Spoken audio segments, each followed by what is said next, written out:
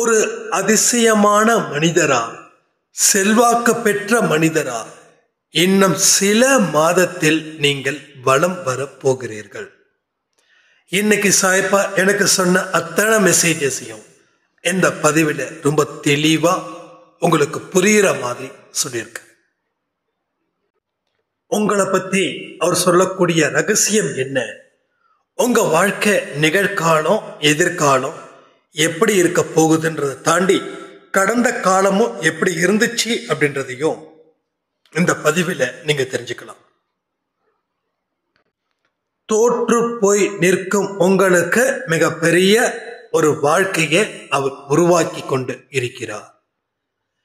இந்த வார்த்தையை கேட்ட உடனே உங்களுடைய மனதில் சந்தோஷமும் நிம்மதியும் ஏற்பட்டு இந்த பதிவு எனக்கானதுன்னு சொல்லி கடவுள்கிட்ட ஒரு நிமிடம் ஒரு மௌன பிரார்த்தனையை செய்து இந்த பதிவை கேட்க கேட்க உங்கள் உடம்பில் ஒரு விதமான மாற்றங்கள் நிச்சயமாக ஏற்பட போகிறது.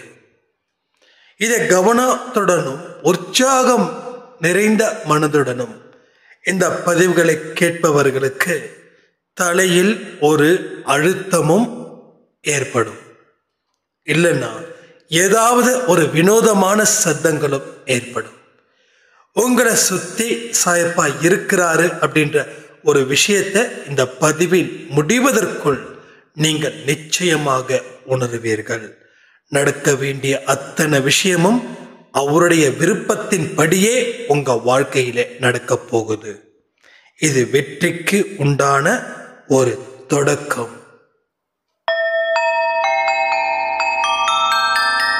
ஓம் சாயிரா சாயிரா, ஓம் சாயிரா சாயிரா, ஓம் சாயிரா சாயிரா, அன்பே சாயிரா, பேரன்பே சாயிரா, அகிலம் தளிக்க ஆத்மா விழிக்க அனுதினம் சாயிரா, எங்கள் அன்பே சாயிரா.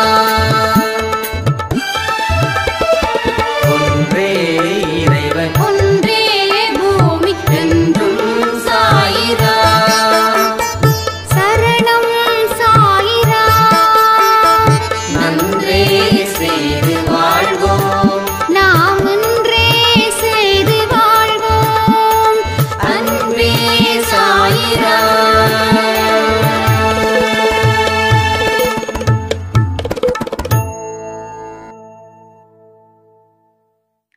சாய்ராம். என் உயிரின் உயிரானவர்களே, பேச நிறைய நேரம் எடுக்கணும் சாயப்பா கிட்ட. இங்க நமக்கு நிறைய ஆசைகள், கோடான கோடி ஆசைகள் இருக்குது கடவுள்கிட்ட பேச. நம்மளுடைய விருப்பங்களை அவர்கிட்ட சொல்லணும் அப்படின்னு நாம நிறைய நினைக்கிறோம். என்னுடைய பேச்சை அவர் கேட்பாரா, கேட்க மாட்டாரா, நான் தகுதியானவனா, நான் நிறைய பாவங்கள் ஒருவேளை செஞ்சிருக்கேனோ, அதனாலதான் கடவுள் எனக்கு எந்த அற்புதத்தையும் நடத்தலையோ அப்படின்னு. உங்களுடைய ஒவ்வொரு அற்புதங்களும் உங்க வாழ்க்கையில இப்ப நடக்கல அப்படின்னாலும் இனிமேல் உங்களுக்கு நிறைய நடக்கும். கடவுள் கருணை உள்ளவர், இரக்கம் உள்ளவர். இரக்கமானவர்கள் என்ன சொன்னாலும் அதை கேட்கிறவர் தான் கடவுள். நீங்க இரக்கமான மனநிலையில இருக்கிறவர்களா இருந்தா கடவுள் உங்களுடைய வேண்டுதல்களே பலமாக நல்லபடியாக கேட்டு உங்களை அவர் ஆசீர்வதிப்பார். அந்த அளவுக்கு கடவுள் உங்க மேல அவ்வளவு அன்பை பொழிகிறவரா. இரவும் பகலும் கட்டி காப்பதில் அவரை விட சிறந்தவர் உலகத்திலே யாரும் இல்லை அப்படின்னு ஒரு புரிதலையும் அவர் உங்களுக்கு நிச்சயமா புரிய வைப்பார்.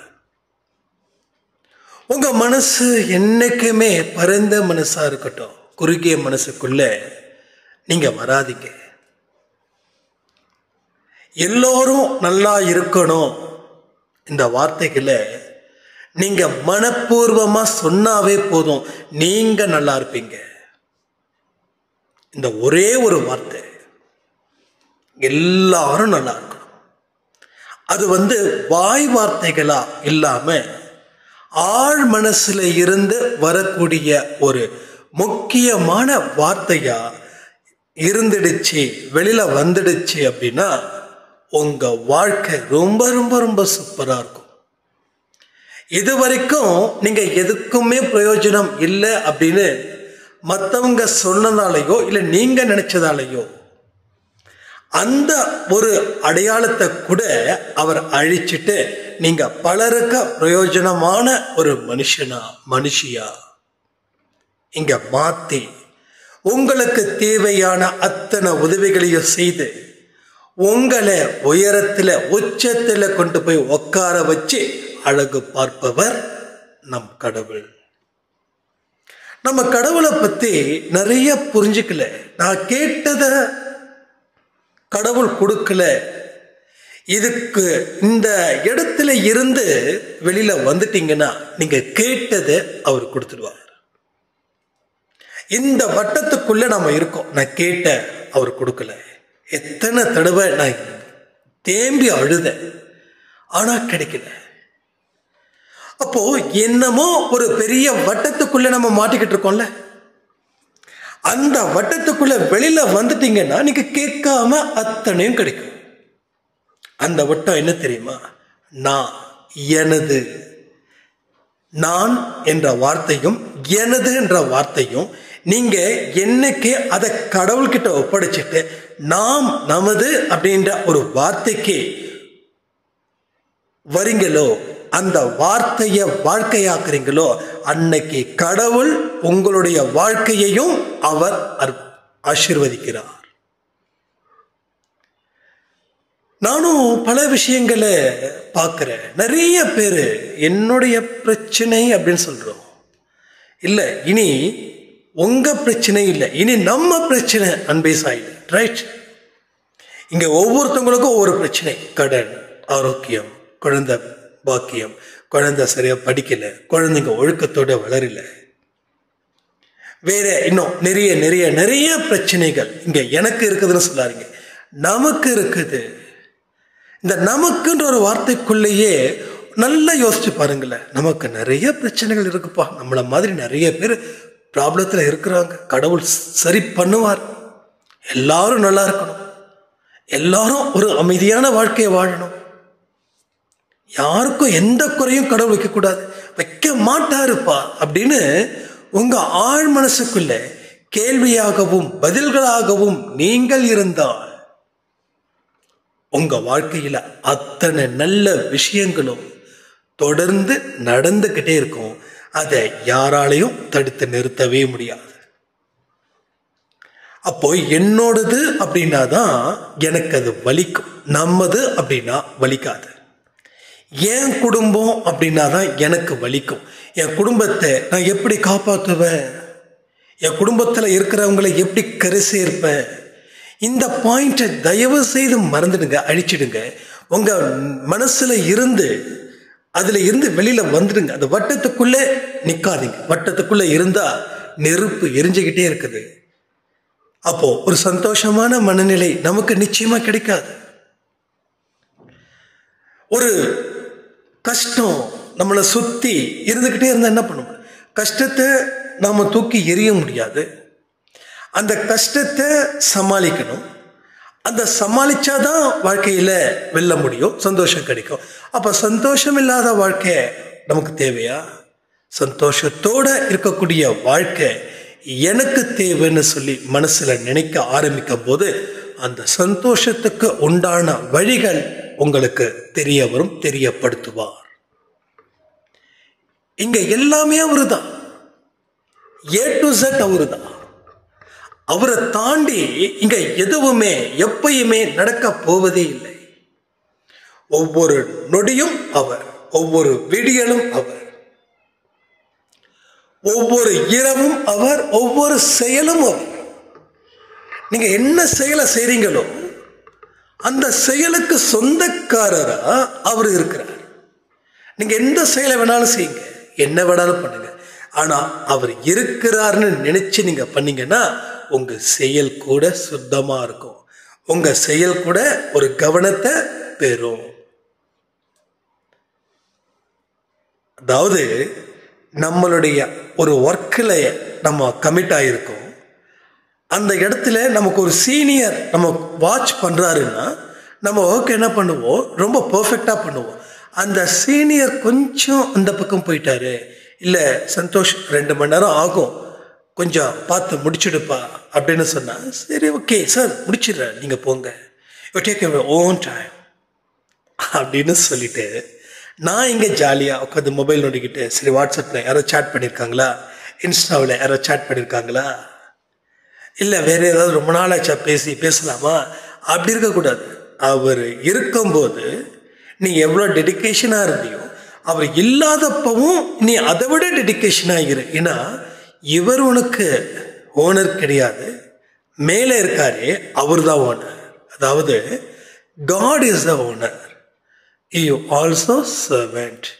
என்னைக்குமே நான் சேவகன், என்னோட எஜமானன் கடவுள். ஒருவன் ஒருவன் முதலாளி, உலகில் மற்றவன் தொழிலாளி. அது ரியல் வேர்டு.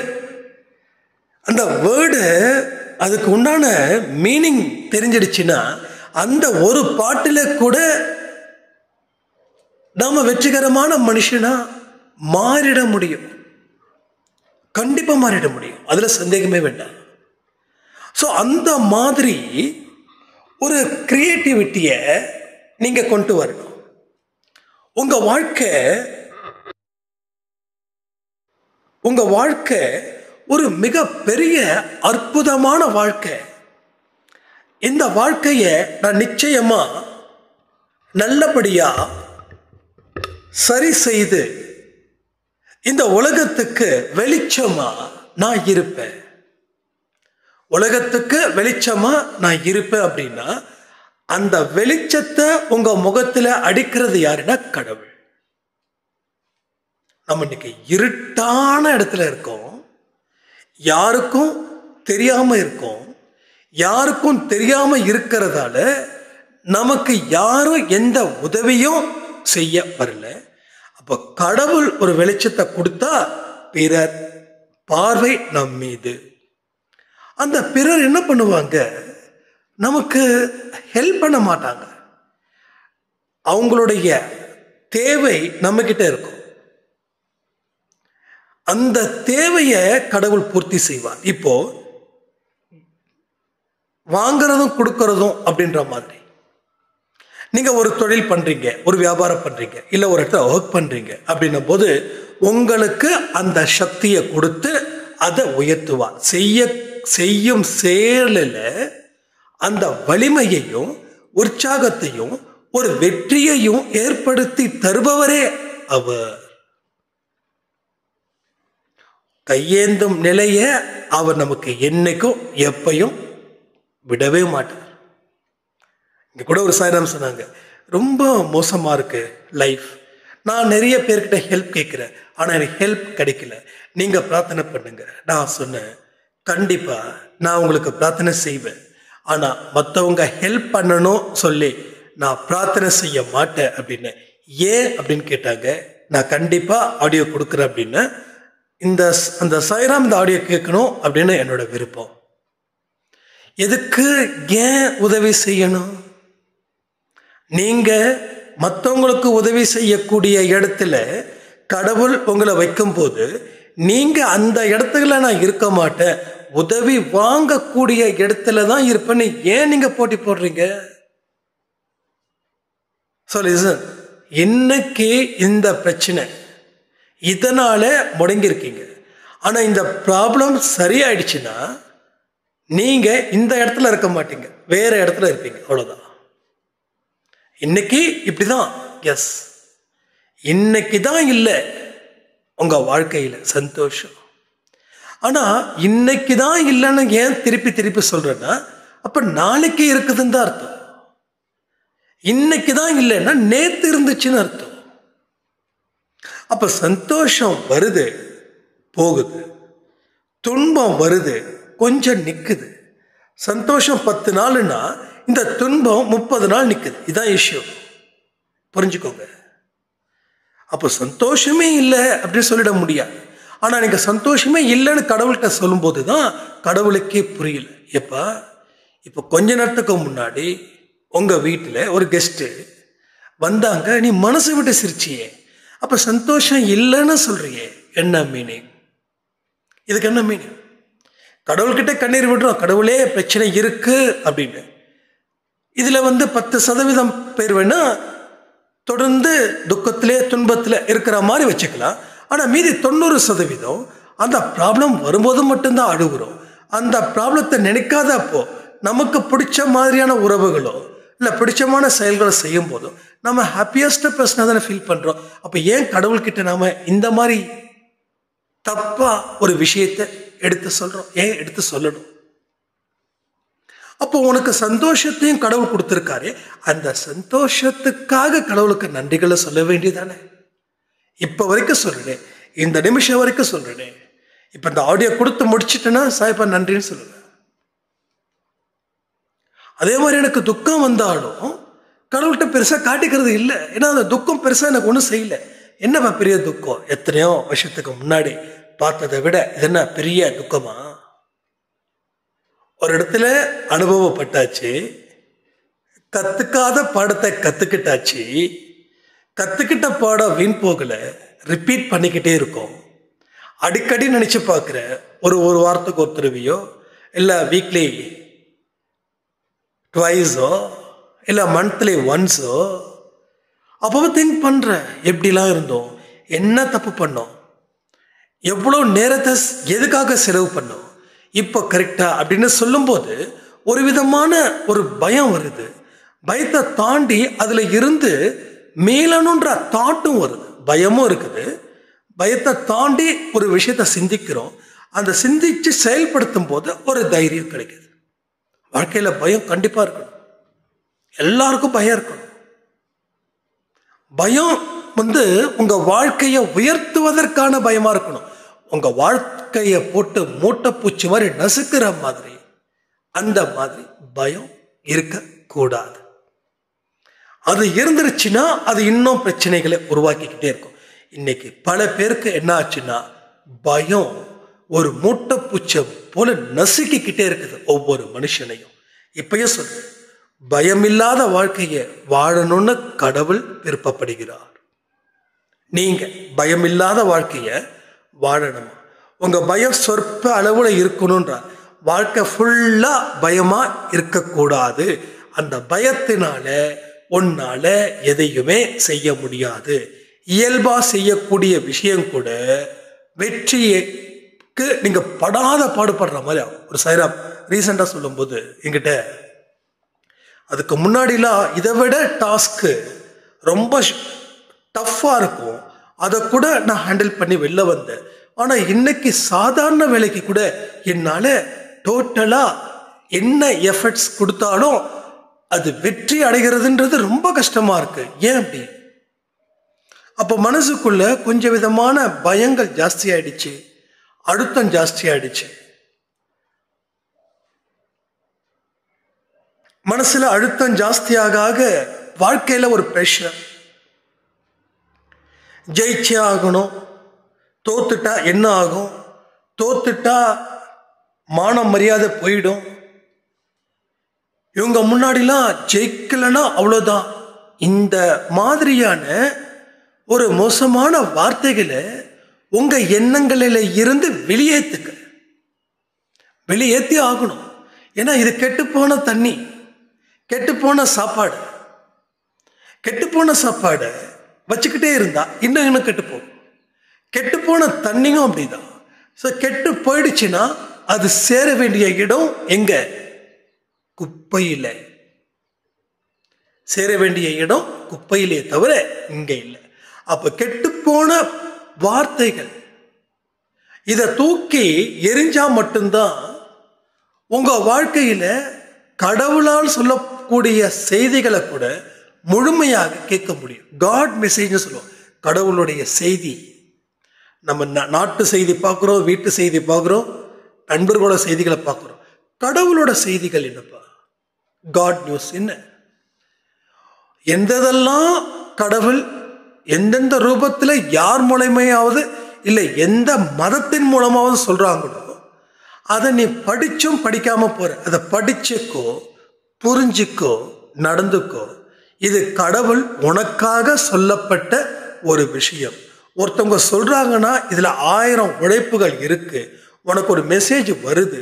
அந்த மெசேஜ் எதுக்குன்னா உன்னுடைய வாழ்க்கைய நீ சரி செய்வதற்கு. உன் வாழ்க்கை ரொம்ப ரிப்பேரா இருக்குது. ஒரு மோட்டார் பைக் இருக்குது. அந்த மோட்டார் பைக் யூஸ் பண்ணிக்கிட்டு இருக்கீங்க. திடீர்னு அந்த மோட்டார் பைக் ரிப்பேர் ஆயிடுச்சு. அப்போ அந்த மோட்டார் பைக்கு ரிப்பேர் பண்ணா ஓடும், ரிப்பேர் பண்ணலன்னா வீட்டோட ஒரு ஓரமாக நிற்கும். ஓட வேண்டிய பைக்கை ஓரமாக நிறுத்தி வச்சிருக்கீங்க. வாழ வேண்டிய வாழ்க்கையை ஓரமாக நிப்பாட்டி வச்சுட்டீங்க. நீங்க எல்லாருமே வாழணும். நீங்க வாழ்ந்து சாதிக்கணும். நிறைய பேருக்கு சாதிக்கணும், என்ன பெரிய சாதிக்கணும். வாழ்க்கையில எவ்வளவோ பிரச்சனை இருக்கு. சாதிக்கணும் சாதிக்கணும்னு சொல்றீங்களே, அதெல்லாம் வேண்டாம். நார்மல் லைஃப் வேணும். நீங்க கேட்கறது 100க்கு 100 உண்மை, 100க்கு 100 உண்மை. என்னையுமே பல பேர் சொன்னாங்க பல வருஷத்துக்கு முன்னாடி, நீ நான் வாழ்க்கையில அச்சீவ் பண்ணுவேன். நான் தான் சொன்னேன், இப்போ ஏதோ ஒழுங்கா சொன்னா சொல்லு, என்னமோ அட்வைஸ் பண்ற பேர்ல சாகடிக்காத. நீ நானும் நிறைய பேருக்கு நிறைய வார்த்தைகளை சொல்லுவேன். நீ வாழணுன்ற சாதிக்கணுன்ற அடுத்த நிமிஷம் என் வாழ்க்கை நாட் ஷியோர். எவன் எந்த ரூபத்தில் கழுத்தை நெரிப்பானோ, எமன் மாதிரியான இடத்துல வருவானோ, நான் வண்டியில் போகும்போது கூட வீட்டுக்கு ஒழுங்கா போய் சேரணும் அப்படின்னு நான் நினைக்கிறேன். ஏன்னா அவ்வளோ குழப்பம், அவ்வளோ மன கஷ்டம். நீ என்னடா சாதிப்பண்ண சொல்ற, உதப்படுவ, ஒழுங்கா ஓடி போயிடு அப்படின்னு. ஏன்னா அந்த நேரத்தில் ஒருத்தர் சொன்னா அப்படிதான் தோணும். அதே போலதான் நானும். நீங்க சாதிப்பீங்கன்னு சொன்னீங்கன்னா, நான் சொன்னேன்னா நீங்க கண்டிப்பா நான் எப்படி அவனை திட்டினோ அப்படி நீங்களும் என்ன திட்டுவீங்க. ஆனா ஒண்ணு தெரியுமா, டெஃபினெட்லி யூ வில் அச்சீவ். நீங்க கண்டிப்பா சாதிப்பீங்க. நான் சொல்றேங்க, சாதிப்பீங்க. 60 வயசு ஒரு சைரா எவ்வளவோ கஷ்டப்பட்டு நான் சொன்ன சாதிப்பீங்க இந்த அம்மா என்கிட்ட பேசவே ஆரம்பிச்சிட்டாங்க. என்னப்பா எப்ப பாரு சாதிப்பேன் சாதிப்பேன் சாதிப்பேன். சாதிக்கணும்னு ஆசை இருக்கு, ஆனா சாதிக்கிற மாதிரி எங்க வாழ்க்கை இருக்கு. உனக்கு கடவுள் கொடுத்துட்டாருன்னு நீ சாதிப்ப சாதிப்பேன்னு சொல்ற, உன் விதி அப்படின்னு. இது நடந்தது ஐ திங்க் ஒரு 1 இயருக்கு முன்னாடியாவது இருக்கும். நான் சொல்லியிருக்கேன்னு நினைக்கிறேன். சில பேர் கேட்கலன்னா கேட்டுக்கோங்க. நான் சொன்னேன், வேற எதுவும் பேசணுமா? இல்லை தம்பி, என்னோட பையன் மாதிரி நினைச்சி நான் சொல்லிட்டேன், அதனால ரொம்ப ஃபீல் பண்ணாத அப்படின்னு. இல்லைம்மா ஃபீல்லாம் பண்ணல, இப்போ இதான பிரச்சனை, இதுதானே சொன்னாங்க. அது நிறைய விஷயங்கள் இருக்கு. இதான பிரச்சனை. என்னப்பா இதுதான் பிரச்சனைன்னு சொல்றேன். அப்போதான் கேட்குறாங்க, என்ன இதுதான் பிரச்சனைனா? இதுதான்ப்பா பிரச்சனை. இது உயிரை கொள்ளுதுப்பா அந்த பிரச்சனை. சரி, வேறம்மா வேற ஏதாவது பிரச்சனை இருக்கா? தம்பி இல்லைப்பா இவ்வளோதான்ப்பா பிரச்சனை. நான் ஒன்று சொல்லுவாம்மா அப்படின்னு. கடவுள் மேல நம்பிக்கை இருக்கா? இருக்கு. நான் இப்போ நான் சொல்றேன், சாதிக்கிறீங்க சாயப்பாவே சொல்ற மாதிரி நான் சொல்றேன். அவரு என்ன அவரா பாருங்க, தப்பா நினைச்சுக்காதீங்க. அவரு இல்லை, நான் அவரா நினைச்சு அவர் சொல்றதா நினைச்சு கேளுங்க. சொல்லுப்பா, நீங்க சாதிப்பீங்க. 60 வயசுல நான் சாதிப்பேனா? எஸ். என்ன பண்ணணும்? பொறுமையா இருங்க, நிதானமா இருங்க. கடவுளால் என்னென்ன விஷயங்கள் எல்லாம் உங்க காதுக்கு வருதோ அதை கேளுங்க, கவனிங்க. உங்களால என்ன முடியுமோ அதை சிறப்பா செய்யுங்க. அவ்வளவுதான். அப்படி அந்த அம்மா ஒரு வீட்டில் சமையல் வேலை, நம்ம சொன்ன உடனே பார்த்தா அந்த சமையல் வேலையை விட்டு நிறுத்திட்டாங்க அவங்க வீட்டு முதலாளி அம்மா. தம்பி, இத்தனை நாள் நல்லதான் பாருந்த, நீ வந்து சாதிப்பேன்னு சொன்ன, நான் ரொம்ப தெளிவா இருந்த, வேலையை விட்டு தூக்கிட்டாங்கப்பா, சாப்பாடு இல்லைப்பா. ஒன்றும் பிரச்சனை இல்லைம்மா, சாதிக்கணும்னு உங்க காதுக்கு வந்துருச்சு, அது சாய்ப்பா சொன்ன மாதிரி எடுத்துக்கோங்க சொல்லிட்டேன். இன்னமுமா வந்து உங்களுக்கு நம்பிக்கை வரலன்னா, இப்ப சம்பாதிக்கும் போதே எனக்கு பிரச்சனை, இப்ப சம்பாதிக்காதப்போ இன்னும் ஏகப்பட்ட பிரச்சனை, எனக்கு ஒண்ணுமே தெரியல கண்ணு. ஆனா நீ நம்ம சொல்ற புரியுது, ஆனா நான் என்ன பண்றது? நீங்க ஒண்ணுமே பண்ண வேண்டாம், நீங்க உங்களுக்கு வேலை என்ன தெரியும்? சமையல், அவ்வளவுதான். அடுத்த 3 நாள் சாப்பாடு பொட்டலம் போட்டாங்க. வீட்டுக்கு முன்னாடி ஒரு 5 தக்காளி சாப்பாடு, 5 புளி சாப்பாடு, 5 லெமன் சாப்பாடு, மொத்தம் 15 சாப்பாடு. சேல் பிச்சுக்கிச்சுன்னா ஒரே சாப்பாடு தான் போச்சு. மீதி வந்து அவங்க பக்கத்தில் இருக்கிறது கொடுத்துட்டாங்க. மறுபடியும் அந்த அம்மா கால் பண்ணாங்க. நம்ம அப்போ ஃபோன் வந்து கொஞ்சம் ஃப்ரீக்வெண்ட்டாக கால் அட்டன் பண்ணிட்டு இருந்தோம். மறுபடியும் எப்படி ஓகேம்மா வெல் அப்படின்னு அந்த அம்மாவுக்கு என் மேலே கோவம் வந்துருச்சு. தம்பி சும்மா இருப்பா, நீ வேற அப்படின்னாங்க. இல்லைம்மா கொஞ்சம் வெயிட் பண்ணுங்க, நான் தான் சொன்னனே, சாய்ப்பா சொன்ன மாதிரி சொன்னனே, எனக்கு ஒன்றுமே புரியல. சரிப்பா அப்படின்னு. சரி நாளைக்கு எத்தனை சாப்பாடு? தம்பி நான் வேலைக்கு போகலான் இருக்கேன்ப்பா, யாருக்காவது 4 வார்த்தை கேட்டுன்னு. No no no no no, இது வரைக்கும் வேலை செஞ்சதெல்லாம் போதும், நீங்கள் சொன்னீங்க, நான் சொன்னேன்ல நீங்கள் சாதிப்பீங்கன்னு. ஆமாம், அப்போ வெயிட் பண்ணுங்க. நமக்கு ஒன்றுமே புரியல, என்னடா 5 சாப்பாடு வேண்டாம், 3 சாப்பாடு போடுங்க. சரி ஓகே, 3 சாப்பாடு கொடுத்தாங்க. முதல் நாள் வித்தது 1 சாப்பாடு, 2வது நாள் வித்தது மொத்தம் 6 சாப்பாடு, 3 சாப்பாடு மட்டும் போயிடுச்சு, மீதி ஆயிடுச்சு. அடுத்தது எவ்வளோ போடலாம் அப்படின்னா நான் சொன்னேன் 20 சாப்பாடு போடுங்க. தம்பி போடுங்க, கொடுத்தா வித்தா மனுஷனுக்கு, விற்கலைன்னா உங்க வீட்டில் இருக்கிறவங்களுக்கு அப்படின்னு. தம்பி இதை பார்ப்பா, செயின் அடமானம் வச்சு தான் நான் வந்து நீ சொல்றதால சொல்லி தான் நான் செய்கிறேன், பார்த்துக்கோப்பா. இல்லைம்மா பார்த்துக்கலாம், நான் சாய்பாட்டெல்லாம் ஒன்றும் பிரார்த்தனைலாம் பண்ணலை, எதுவும் பண்ணலை. ஏன்னா ஒவ்வொரு மனுஷங்களுடைய அந்த நல்ல மனசு, அந்த தைரியம், இது ஒன்று போதும். எதுக்குங்க இதுக்கெல்லாம் பிரார்த்தனை? முடியாத ஒரு விஷயத்துக்கா? வானத்திலேருந்து குதிக்க போற, எனக்கு கை கால் வந்து உடையாம இருக்கணும், அதுக்கு நான் பிரார்த்தனை பண்ணலாம். சும்மா படிக்கட்டு ஏறி இறங்குறதுக்கெல்லாம் நம்ம பிரார்த்தனை பண்ண முடியும்? நான் இப்போ இந்த படிக்கட்டை இறங்க போறேன், இறங்கும் போது எனக்கு கை வலிக்கக்கூடாது, கால் வலிக்கக்கூடாது, இடுப்பு வலிக்கக்கூடாது, முட்டி வலிக்கக்கூடாதுன்னு சொன்னோமா? தேவையே இல்லை. அடுத்தது 20 சாப்பாடு. 20 சாப்பாடுல ஒரு 5 சாப்பாடு 6 சாப்பாடு. இன்னைக்கு அந்த அம்மா 4 மெஸ் வச்சிருக்காங்க. எங்க தெரியுமா? ஐ திங்க் ராணிப்பேட்டைன்னு நினைக்கிறேன், ராணிப்பேட்டையோ சம்திங். 4 மெஸ். இந்த அம்மா வந்து 2-3 பேர் வந்து நல்லா ஜெனியூனான டெடிக்கேஷனான ஒரு பர்சனை வச்சுக்கிட்டு இன்னைக்கு நல்லா சூப்பராக சம்பாதிக்கிறாங்க. நல்ல ஒரு இது. இப்போ சாதிக்கிறதுன்றது என்னது எனக்கு தெரியல. சில பேர் வந்து சாதிக்கணும்னா உலகமே பார்க்கணும் அப்படின்ற மாதிரிலாம் நான் சொல்லலை. இன்னைக்கு நாம 4 பேருக்கு கூட தெரியாமல் இருக்கும், 4 பேருக்கு தெரியறதே சாதனை தானே.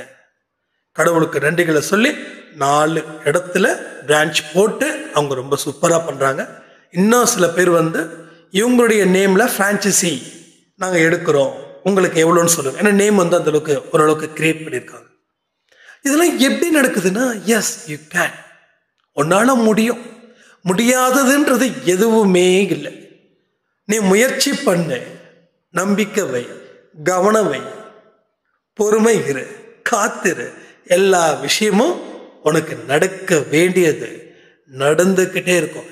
எதற்கு இவ்வளவோ போராட்டம்? உன்னால முடியாதுன்னு முடிவு பண்ணி நீ ஏன் போராடிட்டு இருக்க? இதுதான் மனுஷனுடைய சுத்த பைத்தியக்காரத்தனமான விஷயம். உன்னால முடியாதுன்னு முடிவு பண்ணிட்ட, அப்புறம் ஏன்பா போராடிட்டு இருக்க? நீ போராட்டம் அர்த்தமே இல்லை. உனக்கே தெரியுது இது தோல்வியை தான் தருதுன்னு. ஏன்னா நீ முடிவு பண்ணிட்டு போராடுற. எதை முடிவு பண்ண? தோல்வியை முடிவு பண்ணிட்டு நீ போராடிக்கிட்டு இருக்க. தோல்வியை முடிவு பண்ணிக்கிட்டு போராடிக்கிட்டு இருக்க. வெற்றியை முடிவு பண்ணிட்டு போராடு, இல்ல எதையும் எதிர்பார்க்காம போராடு. இப்ப இந்த அம்மா 4 மெஸ் வைக்கணும்னு சொல்லியா போராடுனாங்க? சொல்லுங்க, யாருக்கு தெரியும்? நான் சொன்னா 4 மெஸ் வைப்பீங்க. என்னமோ ஒரு விஷயம் இங்க இருக்கு, அது நடக்கும், அவ்வளவுதான். முயற்சிகளை மட்டும் விடக்கூடாது. இப்ப அந்த அம்மா வேலைக்கு போயிருந்தா என்ன இருக்கும்? இதே மாதிரி தான். 2 வருஷம் வச்சிருப்பாங்க, அதுக்கப்புறம் சம்பளம் அதிகம் கொடுக்கணும், சரி வேலையை விட்டு நிறுத்திடுவோம் அப்படின்னு சொல்லி நிறுத்திடுவாங்க. மறுபடியும் இதுதான் இங்க ஒரு பெரிய விஷயமே நடக்குது. இங்க வருஷம் சம்பளம் இன்க்ரீஸ் பண்ணணும், அது சில பேருக்கு முடியாது. அதனால வேலையை விட்டு மறுபடியும் ஃபர்ஸ்ட்ல இருந்து ஒரு சமயக்காரமாக வச்சு அப்படி. இது இங்கே மட்டும் இல்லை, எல்லா இடத்துலையும். இப்போ ஐடி பீப்புள்ஸை கூட நிறைய பேருக்கு அதான் பிரச்சனை. ஒரு 70,000 80,000 வரும்போது அவங்க இவங்களுக்கு சம்டைம்ஸ் ட்ரான்ஸ்ஃபர் பண்ணுவாங்க, இல்லை ஒர்க்கை வேறு பக்கம் கொடுப்பாங்க, இல்லை ஹெவியான ஒர்க்கை கொடுப்பாங்க. நீங்கள் தாக்கு பிடிக்காமல் ஓடணுன்றது அவங்க தாட். ஆனால் நீங்கள் தாக்கு பிடிச்சிட்டிங்கன்னா ஓரளவுக்கு ட்ரை பண்ணலாம். ஆனால் வேலையை விட்டு நிறுத்தணும்னு சொல்லி ஒருத்தவங்க முடிவு பண்ணிட்டாங்க அப்படின்னா அவங்க கொடுக்குற டார்ச்சர்ல வெளில வந்துடுவோம். அப்போ இந்த அம்மாவுடைய லைஃபோட ஸ்டைல் பாருங்க, எவ்வளோ சூப்பர்பா, ரொம்ப ஃப்ரீயா நான் இருக்கக்கூடிய வாழ்க்கை, வாழக்கூடிய வாழ்க்கை ஒரு சக்சஸ்ஃபுல் ஃபார்முலாவை கிரியேட் பண்ணியிருக்குது. அவங்க சொல்றாங்க, தம்பி 60 வயசுல என்னால முடியுதுன்னா இந்த 30-40 வயசுல எல்லாம் முடியலன்னு சொல்றாங்களே, அவங்களுக்கு என்ன பதில் சொல்றது? நான் திருப்பி கேட்டேன், நீங்களும் 30-40 என்ன பண்ணீங்க? சில பேர் மறந்துடுறாங்க. நம்ம யாரையும் விட்டு கொடுக்க மாட்டோம், யாரையும் எங்கேயும் விட்டு கொடுக்க மாட்டோம். நம்ம வளர்ந்துட்டோம்னா ஏன்பா இப்படி அப்படின்னு சொல்லி கேட்கக்கூடாது. நான் சொன்னேன் அந்த அம்மாட்ட, ரொம்ப தப்பு, நீங்க 30-40 என்ன பண்ணீங்க, அதே தான் அவங்களுக்கு பண்றாங்க அப்படி. ஸோ என்னன்னா, நம்ம மேலே போனவொடனே கீழே இருக்கிறவங்கள பார்த்து கேலி கிண்டல் பண்ணக்கூடாது. நம்ம மேலே போயிட்டா கீழே இருக்கிறவங்களுக்கும் அந்த மாதிரி ஒரு டிப்ஸை கொடுத்து மேலே கொண்டு வரணும். அதுதான் மனுஷனுடைய பண்பா இருக்கணும். ஒருத்த உயர்ந்துட்டான் அப்படின்னா தாழ்ந்தவனை பார்த்து நீயும் அந்த இடத்த விட மோசமான ஒரு இடத்துல தான் நீ இருந்திருப்ப. இதெல்லாம் நான் எனக்குள்ள அந்தமா சொல்லல, நான் எனக்குள்ள ரீஅனலைஸ் பண்ணிக்கிட்டே இருப்பேன். ஒருத்தங்க வாழ தெரியாம வாழ்றாங்கன்னா ஏன் அவங்களுக்கு அந்த கேலியும் கிண்டலும்? அப்ப அவங்கள விட நம்ம எப்படி அந்த ஏஜ்ல இருந்தோம்? ஒரு மோசமான வாழ்க்கையை வாழ்ந்தோம், ஒரு திமிரான வாழ்க்கையை வாழ்ந்தோம். ஆனா இன்னைக்கு உன்னை விட அவன் நல்லா தானே வந்துட்டு இருக்கான். நீயே திருந்தும் போது, நீயே வாழும்போது அவன் வாழ மாட்டானா? ஸோ எந்த மனுஷனையும் குறைச்சி மதிப்பிடாத. ஒருத்தவனை குறைச்சி நீ மதிப்பீடு செஞ்சா நீ தான் அவனை விட ஒரு மோசமான. அவனுக்கு ஒரு இடத்துல ஒரு அறிவு பிறக்கும், என்னடா இப்படி அப்படின்னு அவன் நினைக்க ஆரம்பிச்சிட்டான் அப்படின்னா உன்னை விட அவன் உயர்ந்து நிற்பான். அன்னைக்கு நீ தாழ்ந்து போக. நீ உயரவும் வேண்டாம், தாழவும் வேண்டாம். கடவுள் கொடுக்கறத நீ யூஸ் பண்ணிக்கோ. உனக்கு மேலே இருக்கிறவனை பார்த்தா கைத்தட்டு, உனக்கு கீழே இருக்கிறவனை பார்த்தா அவனுக்கு பிரார்த்தனை செய். உன்னால முடிஞ்ச அளவுக்கு அவனுக்கு ஹெல்ப் பண்ணு. நல்ல எண்ணங்களை, நல்ல செய்திகளை சொல்லு. காசை கொடுத்து அவனை பிச்சைக்காரனா ஆக்கிடாது. இதெல்லாம் கடவுள் எனக்கு கற்றுக் கொடுத்த பாடம். இதே தான் நான் உங்களுக்கு சொல்றேன். ஸோ கடவுள் தான் இங்க மிகப்பெரிய டீச்சர். அவர் எந்த யூனிவர்சிட்டியில் கிளாஸ் எடுத்துட்டு பாருன்னா, வாழ்க்கை அப்படின்ற ஒரு யூனிவர்சிட்டிக்குள்ள எதிரிகளை வச்சு பாடம் சொல்லிக் கொடுப்பார், நண்பர்களை வச்சு பாடம் சொல்லிக் கொடுப்பார், அன்பானவர்களை வச்சு பாடம் சொல்லிக் கொடுப்பார். அந்த அன்பானவர்கள் செய்யக்கூடிய துரோகத்தை வச்சியும் பாடத்தை கற்றுக் கொடுப்பாரு. ஸோ துரோகம் காலரை தூக்கி விட்டு போயிடலாம். நமக்கு எதிராக ஒருத்தவங்க துரோகம் பண்றாங்கன்னா காலரை தூக்கி விட்டு ஹாய் சொல்லிட்டு போயிட்டே இருக்கலாம். அவன் கன்ஃபியூஸ் ஆயிடுவான், என்னடா அவன் இவ்வளவு பெரிய துரோகம் இந்த ஒரு மனுஷனால நடந்திருக்குது, இவன் நேத்து பார்த்ததை விட இன்னைக்கு கொஞ்சம் செழிப்பா இருக்கானே. எஸ், நம்மளுக்கு சுத்தி ஒரு துரோகம் நடக்குது, ஒரு கூட்டம் இருக்குதுன்னா நான் எங்க கவலைப்படணும் அப்படின்னு நீங்க நினைக்கணும். ஏன்னா அவன் செஞ்ச பாவத்துக்கு அவன் அந்த தண்டனை ஏத்துக்க போறான். நான் எதுக்கு தேவையில்லாத ஒரு அழுக, தேவையில்லாத ஒரு எமோஷனல்? என்னுடைய எமோஷனல் கடவுளோட சம்பந்தப்பட்டது. எனக்கு ஒருத்தன் போனா 1000 பேர் இருக்காங்க என்ன அரவணைக்க. கடவுளுடைய தேவ தூதுவர்கள், கடவுளுடைய உறவுகள் என்ன ஆதரிக்கும், என்ன அரவணைக்கும். இதெல்லாம் நாம தொடர்ந்து நினைச்சுக்கிட்டே இருக்க ஒரு விதமான ஒரு ஒரு உற்சாகம் நம்ம வாழ்க்கையில கரை புரண்டு ஓடும். நிஜமா சொல்றேன், ஒரு ஃபேண்டாஸ்டிக் லைஃப் தான் சாய்ப்பா எனக்கும் உங்களுக்கும் கொடுத்திருக்காரு அப்படின்றத என்னால சொல்ல முடியும். உங்களுக்கு இன்னைக்கு, திரும்பவும் சொல்றேன், இன்னைக்கு இல்லை, ஆனா நாளைக்கு இருக்கு. இந்த ஒரு வார்த்தை மட்டும் நீங்க என்னைக்கு மறக்காது. யார் சினிமா சொன்னது? கடவுள் ரூபத்துல நம்ம அம்மா எனக்கு சொன்னது. இன்னைக்கு தான்டா இல்லை, நாளைக்கு இருக்குடா. அந்த ஒரு வார்த்தை இன்னைக்கு உங்க முன்னாடி என்ன பேச வச்சிருக்கு. இல்லைடா, நான் மறுபிறவி எடுத்து இந்நேரம் 6-7 வயசு குழந்தையா, சாரி ஐ திங்க் 2015-16 தான் அந்த இஷ்யூஸ். ஒரு 10 வயசு அப்போனா நான் எவ்வளோ படிச்சிருப்பேன்? ஒரு 6th ஸ்டாண்டர்டு நான் படிச்சுட்டு இருந்திருப்பேன். இதெல்லாம் எதுக்குன்னா, சில வார்த்தைகளுக்கு பவர். அந்த வார்த்தைகளை எடுத்துக்கிட்டா தான் தம்பி, எடுத்துக்கலைன்னா பவர் கிடையாது. நீ எடுத்தாதான் பவர். ஒருத்தன் வந்து உனக்கு கோமா பேசிட்டான்னா அந்த வார்த்தையை எடுத்தாதான் நீ உனக்கு அழுக. எடுக்கலைன்னா யாரையோ சொல்லுது அப்படின்ட்டு போயிட்டே இருப்போம். அப்போ நல்ல வார்த்தைகளை எடுத்துக்கிட்ட அப்படின்னா அந்த வார்த்தை உனக்கு வலு சேர்க்க போகுது. எடுத்துக்கலைன்னா அந்த இடத்துல அது காத்துல கரைஞ்சிட போகுது, அது சத்தமா மாறப்போகுது. அப்போ எந்த இடத்துலையும் அந்த வார்த்தைக்கு மதிப்பு இல்லாமல் போயிடும். ஸோ நிறைய விஷயங்கள் என் லைஃபையே ஒரு பிராமண பெரியவர் தான் ட்ரெயினில் போகும்போது ஏதோ ஒரு கடவுளுக்கு நீ பைத்தியமாக மாறுவ, அந்த கடவுள் உன்னை விடவே மாட்டாரு, அந்த கடவுள் என்னென்னலாம் உன்னை வச்சு செய்ய வைக்க போறாரு மட்டும் நீ பாரு அப்படின்னாரு. அதே போல சாய்ப்பா மேல நான் பைத்தியமா இருக்கேன்னா, அப்போ அவர் என்ன எந்த இடத்துல இங்க உட்கார வச்சிருக்காரு பார்த்தீங்களா?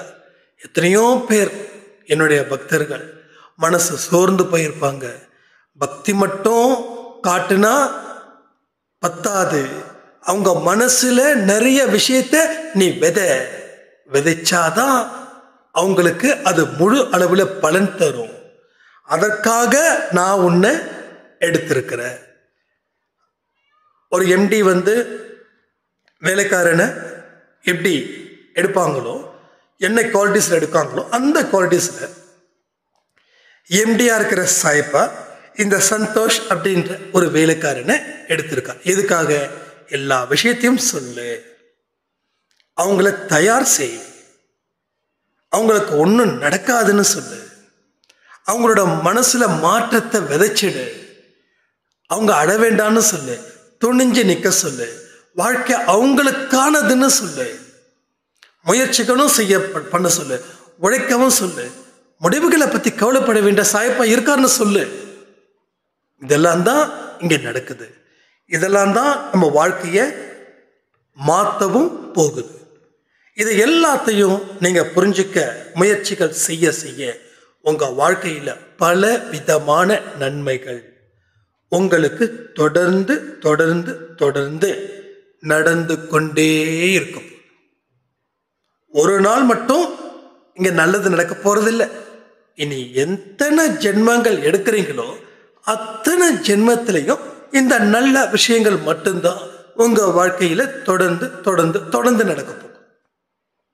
இதுல யாருக்காவது ஏதாவது சந்தேகங்கள் இருந்துச்சுன்னா நிச்சயமா நீங்க எனக்கு கமெண்ட் பண்ணுங்க.